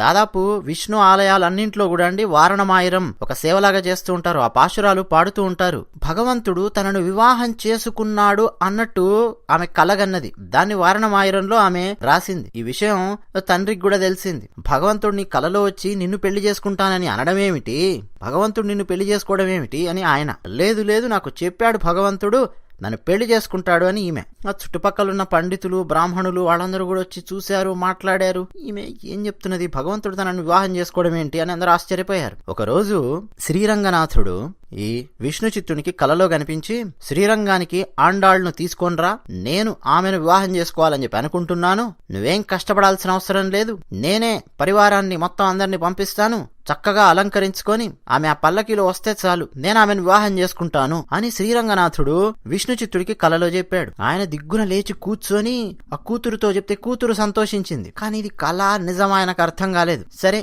ఉదయం వీళ్ళు లేచి లేవగానే అండి మేళ తాళాలు, శబ్దాలు ఇవన్నీ వినిపిస్తున్నాయి. ఎవరిదో పెళ్ళుంది అనుకున్నారు ఊళ్ళో. తీరా చూస్తే ఈయన ఇంటి ముందుకు వచ్చి ఆగారు. ఎవరు అంటే శ్రీరంగం నుంచి పండితులు వచ్చారు, బ్రాహ్మణోత్తములు వచ్చారు, ముత్తైదువులు వచ్చారు, మేళ తాళాలు, ఓ పల్లకి అన్ని తీసుకొని వచ్చారు, చీరలు సారెలు అన్ని. ఏమిటి అనే వరకు శ్రీరంగనాథుడు మమ్మల్ని ఆదేశించాడు మీ ఇంటికి వెళ్ళమని, ఆండాళ్ను తీసుకొని రమ్మన్నాడు, ఈమెను వివాహం చేసుకుంటాడట శ్రీరంగనాథుడు అని చెప్పారు వచ్చిన వాళ్ళు. ఇదేదో నిజమే ఉన్నట్టుంది అని మొత్తానికి ఆండాళ్ను అలంకరించి ఆ పల్లకిలో కూర్చోబెట్టారు. ఇక మేళ తాళాలతో ఈమెను శ్రీరంగం తీసుకొని వెళ్లారు. అక్కడికి వెళ్లిన తర్వాత అండి, మీరు ఎప్పుడైనా శ్రీరంగం వెళితే చూడండి, పెరియాళ్వార్, ఆండాళ్ వాళ్ళు వచ్చినప్పుడు ఎక్కడ బస చేశారు, ఎక్కడున్నారు, అక్కడ ఒక ప్రత్యేకమైన దేవాలయాన్ని నిర్మించారు. మీరు శ్రీరంగం వెళ్ళినప్పుడు ఇవన్నీ తెలుసుకుంటూ చూడాలి. ఈ చరిత్ర ఏమిటి, అక్కడున్న ప్రాశస్త్యం ఏమిటి, స్థల పురాణం ఏమిటి, ప్రతిదీ అండి తెలుసుకుంటూ చూడాలి. ఏదో గుళ్ళోకి వెళ్ళాము, ప్రసాదం తీసుకున్నాము, దండం పెడతాము, లడ్డు ఏదో ఇచ్చారు, తిన్నాము, నా జీవితంలో ఈ దేవాలయాన్ని దర్శించుకున్నానని చెప్పి ఒక అటెండెన్స్ చేసుకున్నాను అన్నట్టు వెళ్ళకూడదు. శ్రీరంగం లాంటి దేవాలయాలకు వెళ్తున్నప్పుడు, తిరుమల అయినా సరే, ఇక తిరుమల అంటేనేమో అక్కడున్న రద్దీ వల్ల మనల్ని గెంటేస్తూ ఉంటారు, అక్కడ పరిస్థితి ఏంటనేది మనకు తెలుసు. అయినా సరే ఆ లోపలే మనము ముందు లోపల ఏమేమి ఉన్నాయని చెప్పి దర్శించాలి. ఆ లోపలికి వెళ్ళంగానే రామానుజుడు ఆజ్ఞ ఇస్తున్న ముద్రలో, ఆచార్య ముద్రలో, ఉపదేశం ఇస్తున్న ముద్రలో కూర్చోనుండే రామానుజుడిని మనం దర్శించాలి. తిరుమల వెళ్తే లోపల నరసింహస్వామి దేవాలయం ఉంటుంది. మొత్తం అక్కడ ఏమేమి ఉన్నాయని చెప్పి దర్శించుకోవాలి, తెలుసుకొని వెళ్ళాలి. అలాగే శ్రీరంగం ఎంతో చారిత్రాత్మకమైన ప్రదేశం. ఇలాంటివి ఎన్నో ఉంటాయి అక్కడ. అక్కడ చిత్రవీధి అని ఒక వీధి ఉంటుంది. ఉత్సవ విగ్రహాలని తీసుకొచ్చినప్పుడు కూడా అండి ఆ చిత్రవీధిలో ఊరేగిస్తూ ఉంటారు. మీరు ఎప్పుడైనా శ్రీరంగం వెళ్ళినప్పుడు చిత్రవీధి ఎక్కడుందని చెప్పి అడగండి. దానికోసం మీరు ప్రత్యేకంగా వెతకాల్సిన అవసరం లేదు. మీరు నడుస్తూ ఉంటే ఆ మార్గంలోనే ఒక చోట చిత్రవీధి వస్తుంది. మీరు 7 ప్రాకారాలు దాటుకుంటూ వెళ్ళాలి. 21 గోపురాలు, 7 ప్రాకారాలు, 156 ఎకరాల దేవాలయం శ్రీరంగం. మీరు ఒక్కొక్క ప్రాకారం దాటి వెళ్తూ ఉంటే చిత్రవీధి ఎక్కడుందండి అని చెప్పి అడగండి, వాళ్లే చెప్తారు. దానికి చిత్రవీధి అని చెప్పి ఎలా పేరు వచ్చిందంటే, ఈ శ్రీరంగనాథుడేమిటి, ఈ ఆండాళ్ అనే అమ్మాయి ఆమె శ్రీవిల్లిపుత్తూరు నుంచి వచ్చింది, ఆమెను పెళ్లి చేసుకోవడం ఏంటి, ఈయన ఇక్కడున్న అర్చకులకు ఆదేశించడం ఏమిటి, ఇదేమిటో చిత్ర విచిత్రంగా ఉంది, ఆశ్చర్యంగా ఉందని చెప్పి జనాలు గుంపులుగా ఒక వీధిలో తండోపతండాలుగా వచ్చి నిలబడ్డారు. అదిగో అప్పుడు ఆ వీధికి చిత్రవీధి అని చెప్పి పేరు వచ్చింది. మొత్తానికంటే శ్రీరంగనాథుడి విగ్రహంతో, అంటే అర్చా విగ్రహం నం పెరుమాళ్ అని చెప్పి అంటారు. గర్భాలయంలో ఉండే పెరుమాళ్ళనేమో పెరియ పెరుమాళ్ అంటారు, ఉత్సవ విగ్రహాన్ని నంపెరుమాళ్ అంటారు. మొత్తానికి ఆమెకు శాస్త్రోక్తంగా వివాహం చేశారు. వివాహం అయిపోయిన తర్వాత ఏం జరుగుతుంది అని చెప్పి చూస్తే, ఈ ఆండాళ్ అలా నడుచుకుంటూ గర్భాలయం వైపు వెళ్ళిపోయింది, ఆయన పాదాల వైపు వెళ్ళిపోయింది. ఇక అంతే మాయమైపోయింది, అదృశ్యం అయిపోయింది ఆమె. ఆ పక్కనున్న వాళ్ళందరూ ఇదేదో మహిమ మహిమ అన్నట్టు వాళ్ళు చూస్తున్నారు. అర్చకులు ఆశ్చర్యపోయి చూస్తున్నారు, భగవంతుడు ఉన్నాడు అని ఆశ్చర్యంతో ఆనందంతో చూస్తున్నారు. ఒక్క వ్యక్తి మాత్రం బాధతో ఏం చేయాలో అర్థం కాక లబో దిబో అని చెప్పి మొత్తుకుంటున్నాడు. ఎవరు? తండ్రి. ఎవరైతే ఆండాళ్ను పెంచారో విష్ణు చిత్తుడు, ఆయనండి బాధపడుతూ, ఏది నా కూతురు రంగనాథ, ఎక్కడ పోయింది నా కూతురు, నా కూతుర్ని మాయం చేశాడు ఈ శ్రీరంగనాథుడు అని ఏడ్చుకుంటూ చూస్తున్నాడు. నా కూతురు ఎక్కడుంది, ఇవు అని చెప్పి శ్రీరంగనాథుడిని అడుగుతుంటే శ్రీరంగనాథుడు మాట్లాడాడు. నీ కూతురు భూదేవి అంశతో జన్మించింది, భూదేవి నీ కూతురు. ఇక భూదేవి నా పక్కన ఉండకుండా నీ పక్కన ఎందుకుంటుందా? పెళ్లి చేసుకున్న తర్వాత నా దగ్గర ఉంటుంది. శ్రీదేవి ఎలాగైతే నా పక్కన ఉంటుందో భూదేవి కూడా నా పక్కనే ఉంటుంది కదా, ఆమె అంశతో జన్మించింది, ఆమె వివాహం చేసుకున్నాను. ఆండాళ్ రచించిన తిరుప్పావై పాశురాలు, నాచ్యార్ తిరుమళి 143 పాశురాలు, ఇవన్నీ కూడా జనసామాన్యంలో జనుల నోళ్లలో నానుతూ ఉంటాయి. వాటిని అర్థం చేసుకొని వివరించగలిగే పండితోత్తములు, గొప్ప గొప్ప వాళ్ళు కూడా ముందు ముందు వస్తారు, ఈ ప్రపంచాన్ని ఉద్ధరిస్తారు. అలాగే నువ్వు నా తత్వాన్ని ఏమర్థం చేసుకున్నావో రాస్తూనే ఉన్నావు కదా, అదేమిటో పూర్తి చెయ్యి, అది జనాలకు పంచు, జనాలకు తెలియజేయి. నువ్వు శ్రీవిల్లిపుత్తూరు వెళ్ళు, నువ్వు నా పరమపదానికి వచ్చేస్తావు. అయితే నేను నిన్ను మామగారులాగా భావిస్తున్నాను. నాకు లక్ష్మీదేవినిచ్చిన సముద్రుడు, ఆయనను మామగారులాగా నేను ఎలాగైతే భావిస్తున్నానో అలాగే నిన్ను కూడా మామగారులాగా భావిస్తున్నాను. ఈ రోజు నుంచి నేను నీకు ఒక పేరు పెడుతున్నాను, భట్టనాథుడు, విష్ణు చిత్తుడు, ఇవన్నీ పేర్లున్నాయి ఇప్పటి వరకు. ఇప్పటి నుంచి నీకున్న పేరు ఏంటంటే నేను ఇస్తున్న పేరు ఇది. ఏంటో తెలుసా? పెరియ ఆళ్వార్. పెరియ అంటే పెద్ద, నన్నేమో పెరియ పెరుమాళ్ అని చెప్పి పిలుస్తారు. ఇక ఇప్పటి నుంచి నిన్ను అందరూ ఆళ్వార్లలోకెల్లా పెద్ద ఆళ్వార్ అని చెప్పి పిలుస్తారు. పెరియ ఆళ్వార్, పెద్ద ఆళ్వార్. ఎందుకంటే నాకు దిష్టి తగలకూడదు అని చెప్పి నువ్వు మంగళాశాసనం చేసావు ఒకటి, రెండోది నాకు కూతురునిచ్చి పెళ్లి చేసి నాకు మామగారు అయ్యావు, అందువల్ల పెరియ ఆళ్వార్ అని చెప్పి పిలుస్తారు ఇప్పటి నుంచి నిన్ను అని రంగనాథుడు చెప్పాడు. ఇక ఆయన శ్రీవిల్లిపుత్తూరు వెళ్ళాడు. పెరియాళ్వార్ ఆయన అండి, పెరియాళ్వార్ పెరియ తిరుమళి అని చెప్పి ఆయన రచించారు. చాలా అద్భుతమైన పాశురాలు ఆయన రాశారు. ఆ తర్వాత ఆయన పరమపదానికి వెళ్ళిపోయారు. ఇదండి ధనుర్మాసం వ్రతము. దక్షిణ భారతదేశంలో కూడా పెళ్లిగాని అమ్మాయిలు తమకు మంచి భర్త రావాలి అని గోదాదేవి లాగా వాళ్ళు కూడా వ్రతం చేస్తూ ఉంటారు. ఆమెను వేడుకుంటూ వ్రతం చేస్తూ ఉంటారు, పాటలు పాడుతూ ఉంటారు. అంతేకాదు కేవలం పెళ్లిగాని అమ్మాయిలు పెళ్లి కోసం అని కాదు వ్రతం చేసేది, మోక్ష మార్గంలో పయనించాలి అని అనుకునే వాళ్ళు కూడా తిరుప్పావైని అర్థం చేసుకుంటూ, ఓహో మనం ఈ విధంగా జీవించాలా, సాంప్రదాయబద్ధంగా జీవించాలంటే ఈ విధంగా జీవించాలా అని తిరుప్పావైని అనుసంధానం చేస్తూ ఉంటారు. నిజానికి విష్ణు దేవాలయాలలో దాదాపు ప్రతిరోజు ఈ తిరుప్పావైకి సంబంధించిన పాశురాలు గానం చేస్తూనే ఉంటారు ఎక్కడో ఒక చోట సంవత్సరం పొడవునా. అయితే ధనుర్మాసంలో మాత్రం కొన్ని నియమాలను ఆచరిస్తూ ఖచ్చితంగా తిరుప్పావైని ఒక వ్రతంలాగా చేస్తారు 30 రోజుల పాటు. గోదాదేవి ఇలా ఆచార్య స్థానంలో నిలబడి తిరుప్పావై అనే ఉపనిషత్ సారాన్ని మనకు అందించింది. అంతేకాదు 12 మంది ఆళ్వార్లలో స్త్రీ వీరొక్కరే. 12 మంది ఆళ్వార్లలో ఈమె కూడా స్థానాన్ని సంపాదించుకున్నారు. ఇంకా ఆశ్చర్యం ఏంటంటే మోక్ష మార్గాన్ని చాలా సులభతరం చేసి మరీ అందించారు తిరుప్పావైలో. గోదాదేవి కళ్యాణం అండి దాదాపు అన్ని విష్ణు దేవాలయాలలో జరుపుతూ ఉంటారు. తిరుమలలో చేస్తారు, నేను మొదట చెప్పినట్టు, యాదాద్రిలో చేస్తారు, అహోబిళంలో చేస్తారు, సింహాచలంలో చేస్తారు. అబ్బో చాలా చాలా చోట్ల విష్ణు దేవాలయాలన్నింటిలో బ్రహ్మాండంగా గోదాదేవి కళ్యాణాన్ని జరిపిస్తూ ఉంటారు. ఇతర వెంకటేశ్వర స్వామి వారి దేవాలయాలు ఎక్కడెక్కడున్నా సరే అక్కడ కూడా వాళ్ళ శక్తి మేరకు గోదాదేవి కళ్యాణాన్ని జరిపిస్తూ ఉంటారు. నాచ్యార్ తిరుమడిలో ఉన్న పాశురాలను ఇప్పటికీ తిరుమలలోనూ మరికొన్ని ప్రసిద్ధ వైష్ణవ క్షేత్రాలలోనూ అనుసంధానం చేస్తూ ఉంటారు. ఇప్పటికే అండి సాంప్రదాయంలాగా పాటిస్తూ వస్తున్నారు. శ్రీవిల్లిపుత్తూరు నుంచి ఆండాళ్ పూలమాలలు తిరుమలకు తీసుకొని వస్తూ ఉంటారు శ్రీ వెంకటేశ్వర స్వామి వారికి. అలాగే బ్రహ్మోత్సవాల సందర్భంలో కూడా కొన్ని ఉన్నాయి సాంప్రదాయాలు ఇప్పటికీ పాటిస్తూ ఉన్నారు. తిరుమల నుంచి అక్కడికి వెళుతూ ఉంటాయి మాలలు, అక్కడి నుంచి ఇక్కడికి వస్తూ ఉంటాయి. ఇవన్నీ కొన్ని సాంప్రదాయాలు ఉన్నాయి. అలాగే ఆండాళ్ తిరునక్షత్రం అని చెప్పి చేస్తూ ఉంటారు శ్రీవిల్లిపుత్తూరులో. అలాగే శ్రీరంగంలో కూడా అత్యద్భుతంగా చేస్తారు. తిరుమలలో చేస్తారు ఆండాళ్ తిరునక్షత్రం అంటే ఆమె పుట్టినరోజు అద్భుతంగా చేస్తారు. అలాగే శ్రీవిల్లిపుత్తూరు నుంచి చీర సారే అన్ని తీసుకొని శ్రీరంగానికి తీసుకొని వస్తూ ఉంటారు. ఎన్నెన్నో చీరలు,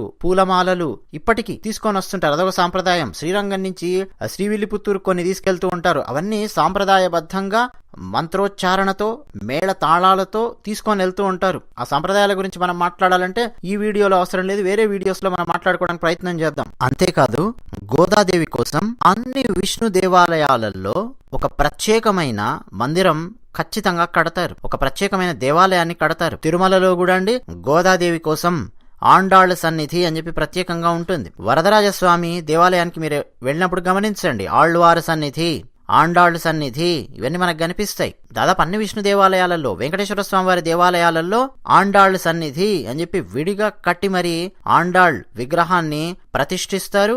గోదా కళ్యాణం ధనుర్మాసంలో చేస్తారు. ధనుర్మాసంలో తిరుప్పావై 30 పాశురాలను అనుసంధానం చేస్తారు. అవకాశం ఉన్నప్పుడల్లా నాచ్యారు తిరుమడిలో ఉన్న ఆ 143 పాశురాలను అనుసంధానం చేస్తూ ఉంటారు.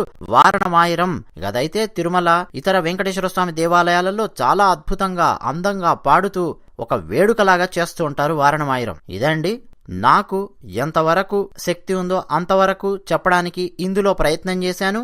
విడివిడిగా ఇంకా ఎలాబొరేటెడ్ గా చాలా వివరాలు, రహస్యాలు అవన్నీ చెప్పాలి అంటే ముందు మరికొన్ని వీడియోస్లో సమయాన్ని బట్టి, అవకాశాన్ని బట్టి చెప్పుకోవడానికి ప్రయత్నం చేద్దాం. పూర్తిగా ఆముక్తమాల్యద కూడా నేను చెప్పాలి అని చెప్పి అనుకుంటూ ఉన్నాను. కానీ ఎంతమంది చూస్తారో ఎంతమంది చూడరో అది నాకు తెలియదు. పద్యాలు శ్రీకృష్ణదేవరాయల వారు ఎంత అందంగా అద్భుతంగా రాశారో అవన్నీ నేను చెప్పాలి అని చెప్పి అనుకున్నాను. కానీ ఎక్కువ మంది ఈ వీడియోస్ చూస్తూ ఉంటే, ఎక్కువ మంది ఇతిహాసం ఛానల్కు సబ్స్క్రైబ్ అయితే అప్పుడు నేను చెప్పడానికి ప్రయత్నం చేస్తాను. లేకపోతే ఏమవుతుందంటే 200 మంది 300 మంది తక్కువ మంది చూస్తూ ఉన్నారనుకోండి, దానికోసం నేను కంఠశోష అరిచి గట్టిగా ఏదో చెప్పాల్సిన అవసరం లేదు ఇప్పుడే. అది కూడా ఆముక్తమాల్యద లాంటి పెద్ద పెద్ద గ్రంథాలను, ప్రబంధాలను తీసుకొని అందులో ఉండే కఠినమైన సమాసాలను, అసలే నారికేళ్ల పాకం అది ఆముక్తమాల్యద, అంత సులభం కాదు. ఆ నారికేళ్ల పాకాన్ని వివరించడానికి నేను ప్రయత్నం చేస్తాను. కాకపోతే ఎక్కువ మంది చూడలేదు అనుకోండి, ఎక్కువ మందికి చేరడం లేదు అనుకోండి, అలాంటప్పుడు ఈ ప్లాట్ఫామ్ కాకుండా వేరే ప్లాట్ఫామ్ లో చెప్పడానికి ప్రయత్నం చేస్తాను. ఎక్కువ మంది సబ్స్క్రైబ్ అయితే, కనీసం ఎంతమంది సబ్స్క్రైబ్ అయ్యారో అందులో సగం మంది అయినా సరే వీడియోస్ చూడడం మొదలు పెడితే ఆసక్తితో, అలాగే చూసిన వాళ్లలో కనీసం కొద్దిమంది అయినా సరే నచ్చితే లైక్ కొడితే, ఓ కామెంట్ రాస్తే, ఓహో ఎక్కువ మందికి చేరుతోంది, ఎక్కువ మంది చూస్తున్నారు అన్న భావన మాకు కలుగుతుంది. కాబట్టి మరిన్ని అద్భుతమైన వీడియోస్ చేయడానికి మేము ప్రయత్నం చేస్తాం. ఎందుకంటే ఉన్న సమయం చాలా తక్కువ, ఆ సమయంలోనే ఇవన్నీ చేయడానికి ప్రయత్నం చేస్తూ ఉన్నాం. ఇదండి విషయం. జై శ్రీమన్నారాయణ. స్వస్తి ప్రజాభ్య పరిపాలయంతాం న్యాయేన మార్గేణ మహిమహిషాః గోబ్రాహ్మణేభ్యః శుభమస్తు నిత్యం. లోకాః సమస్తాః సుఖినో భవంతు. ఓం శాంతి శాంతి శాంతి.